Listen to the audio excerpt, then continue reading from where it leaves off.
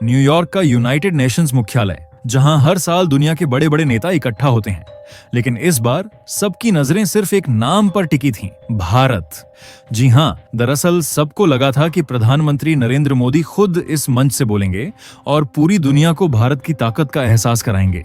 मगर दोस्तों, कहानी ने यहाँ करवट बदल ली, क्योंकि अचानक तय हुआ कि मोदी नहीं बल्कि विदेश मंत्री एस जयशंकर भारत की ओर से बोलेंगे।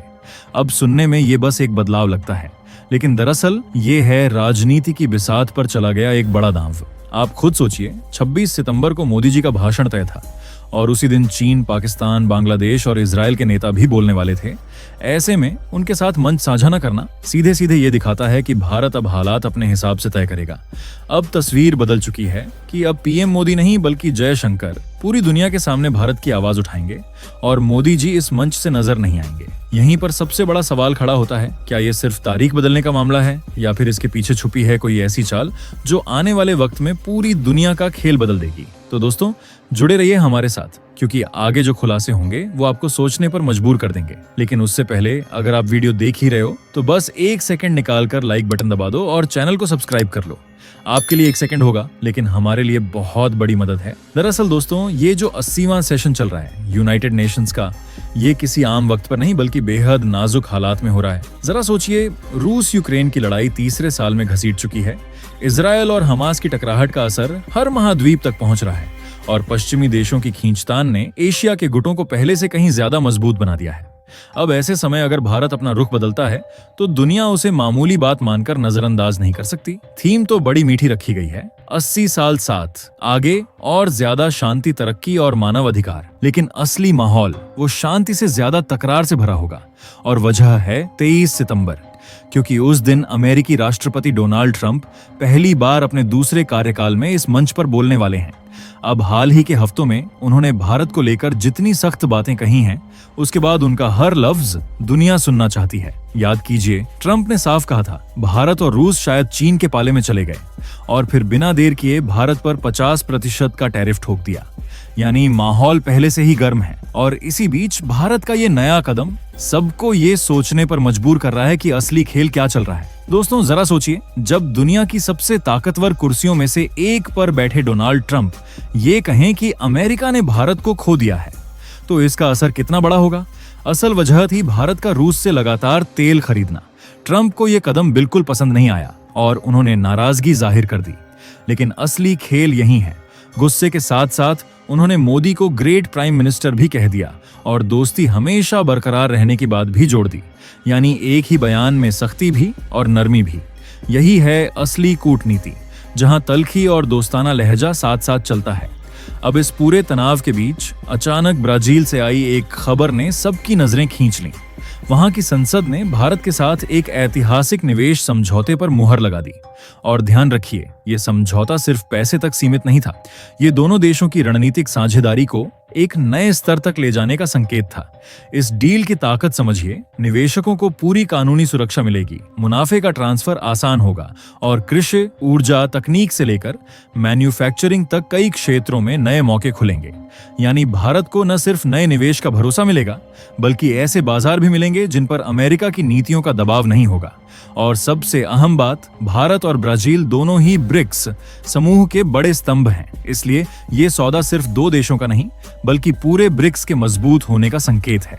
कह सकते हैं कि जहां अमेरिका भारत पर दबाव बना रहा था, वहीं ब्राजील की इस चाल ने भारत के हाथ और मजबूत कर दिए। अमेरिका की कोशिश साफ थी, भारत पर लगातार दबाव डालो ताकि नई दिल्ली अपने फैसलों में वॉशिंगटन का ख्याल रखे।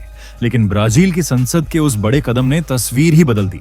संदेश बिल्कुल साफ था, भारत के पास अब ऐसे विकल्प हैं जिनके लिए उसे पश्चिम की ओर देखने की जरूरत नहीं। दरअसल ये समझौता भारत के लिए ट्रंप की टैरिफ पॉलिसी का सीधा जवाब बनकर सामने आया। सोचिए, एक तरफ अमेरिका दबाव बनाता है और दूसरी तरफ ब्राजील भरोसे के साथ हाथ थामता है। भारत का ये रुख साफ दिखाता है कि वह अब सिर्फ पश्चिमी बाजार पर टिके रहने वाला खिलाड़ी नहीं है। यही वजह है कि इस कदम को वैश्विक शक्ति संतुलन के नए अध्याय की शुरुआत माना जा रहा है। और खास बात यह है कि यह सब ऐसे समय पर हुआ जब न्यूयॉर्क में संयुक्त राष्ट्र महासभा का सबसे व्यस्त सत्र चल रहा है। जलवायु परिवर्तन से लेकर महिलाओं के अधिकार, वैश्विक अर्थव्यवस्था से लेकर आर्टिफिशियल इंटेलिजेंस जैसे बड़े मुद्दे चर्चा में होंगे। लेकिन इस बार असली निगाहें सिर्फ एक सवाल पर होंगी, भारत इस बदलते माहौल में अपनी कूटनीति की दिशा किस तरह तय करता है? न्यूयॉर्क में चल रहे इस बड़े डिप्लोमेटिक मंच पर सबको हैरानी हुई जब प्रधानमंत्री मोदी दिखाई ही नहीं दिए। लेकिन जानकारों का कहना है ये कोई संयोग नहीं बल्कि सोची समझी चाल है।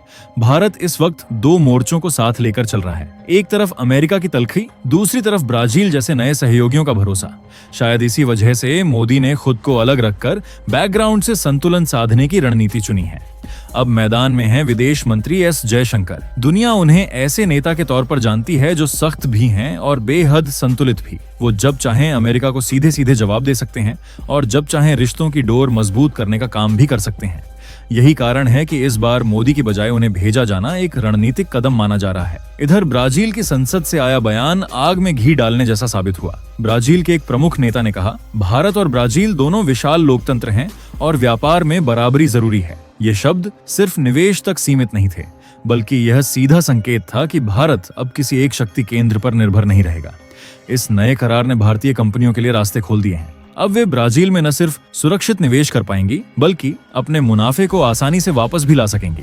इसका सीधा मतलब है कि भारत अमेरिकी बाजार की बेड़ियों से बाहर निकलकर अपनी खुद की राह तैयार कर रहा है। वॉशिंगटन की सबसे बड़ी ताकत हमेशा से दबाव बनाने की रही है, लेकिन इस बार भारत की कूटनीति ने वही हथियार कुंद कर दिया है। और अमेरिका के लिए असली परेशानी ये है कि नई दिल्ली अब केवल ब्राजील तक ही सीमित नहीं है। रूस, चीन और दक्षिण अफ्रीका जैसे ब्रिक्स देश भी भारत के साथ साझेदारी बढ़ाने में दिलचस्पी दिखा रहे हैं। अगर ये सिलसिला आगे बढ़ा तो पश्चिम की पकड़ ढीली होना तय है। राजनीतिक जानकार इसे केवल एक निवेश डील नहीं मान रहे, बल्कि भारत के रणनीतिक आत्मनिर्भरता की घोषणा बता रहे हैं। जहां अमेरिका टैरिफ और रूस चीन कार्ड के जरिए भारत को घेरने की कोशिश करता है, वहीं नई दिल्ली अपने नए साथियों के जरिए दुनिया को बता रही है कि उस पर दबाव डालना अब आसान नहीं।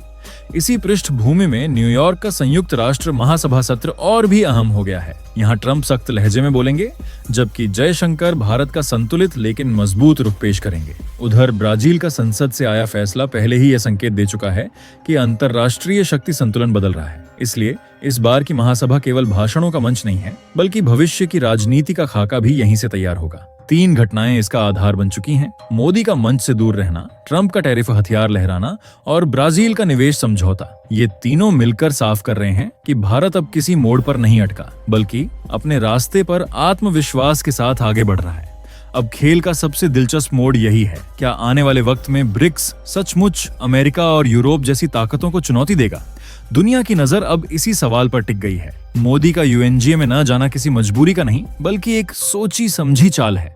भारत अब ऐसे मंचों को सिर्फ फॉर्मल प्रेजेंस की तरह नहीं लेता, बल्कि तय करता है कि कब बोलना है और कब चुप रहकर संदेश देना है। यही नई कूटनीति है, जहां साइलेंस भी स्ट्रैटेजी है। और यहाँ एंट्री होती है एस जयशंकर की। उन्हें आप सिर्फ फॉरेन मिनिस्टर मत समझिए, वो असल में एक मास्टर स्ट्रैटेजिस्ट हैं, जिनके पास इतना अनुभव है कि वो अमेरिका को शीशा दिखाने में भी पीछे नहीं हटते और साथ ही यूरोप एशिया दोनों तरफ तालमेल भी बनाए रखते हैं। मतलब साफ है, भारत की फॉरेन पॉलिसी अब पहले से कहीं ज्यादा टेक्निकल और स्मार्ट हो रही है। ब्राजील के साथ हुआ निवेश समझौता भी सिंबॉलिक डील नहीं है, ये दरअसल एक नया मैसेज है। भारत अब सिर्फ बायर्स का देश नहीं बल्कि इन्वेस्टर्स की ताकत बनकर उभर रहा है।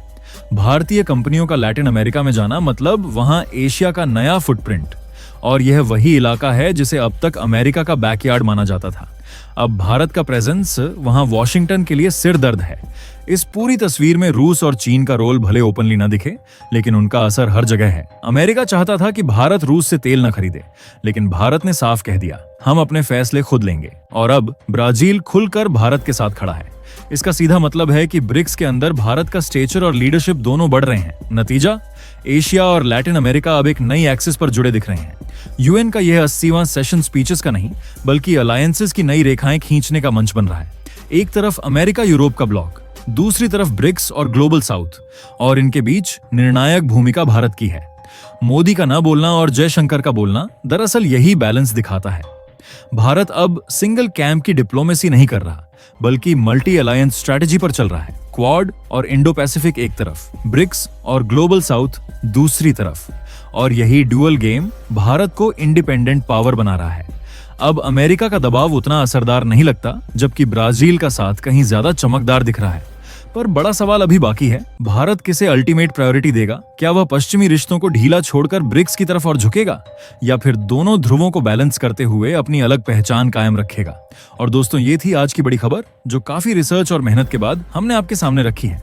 तो अगर आप हमारी मेहनत को सपोर्ट करना चाहो तो वीडियो को लाइक और चैनल को सब्सक्राइब करके अपने दोस्तों से शेयर कर दें। जय श्री राम।